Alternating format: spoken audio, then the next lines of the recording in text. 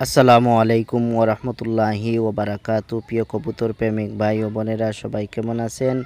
আলহামদুলিল্লাহ, আমি আল্লাহর রহমতে ভালো আছি।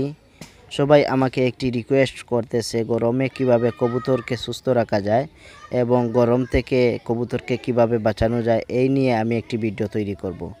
তো আপনাদের সুবিধার্থে এবং কবুতরকে গরমে সুস্থ রাখতে আমি আপনাদেরকে কয়েকটি টিপস দিব ইনশাল্লাহ।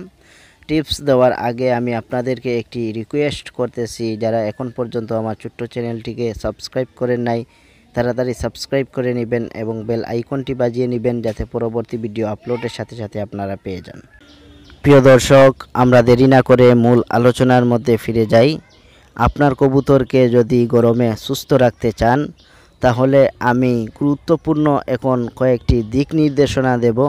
এই দিক নির্দেশনা অনুযায়ী আপনার কবুতর খামার পরিচালনা করেন, তাহলে আপনার কবুতরগুলো মারা যাবে না এবং অসুস্থ হবে না।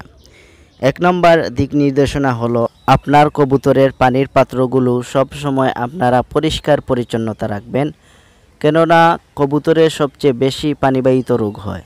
আপনার কবুতর যদি ওই পানিকে নোংরা করে এবং নোংরা পানিগুলো আবার খেয়ে নেয়, তাহলে দেখবেন আপনার কবুতর অসুস্থ হয়ে গেছে এবং মারা গেছে। তাই আপনার কবুতরকে সুস্থ এবং ভালো রাখতে আপনার কবুতরের পানির পাত্রগুলো পরিষ্কার রাখবেন।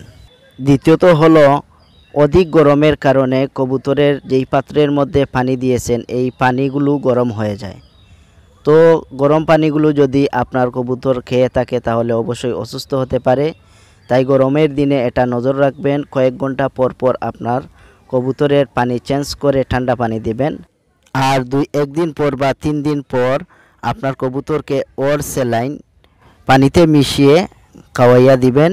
ইনশাল্লাহ আপনার কবুতর গরমে আর কোনো দিন অসুস্থ হবে না। আপনারা এই টিপসগুলো অনুসরণ করে দেখেন, ইনশাল্লাহ কার্যকারী হবে। আমি এটা ট্রাই করেছি, আলহামদুলিল্লাহ আমার কবুতর খুব ভালো আছে, সুস্থ আছে। তো প্রিয় দর্শক, আজ এই পর্যন্ত। আসসালামু আলাইকুম।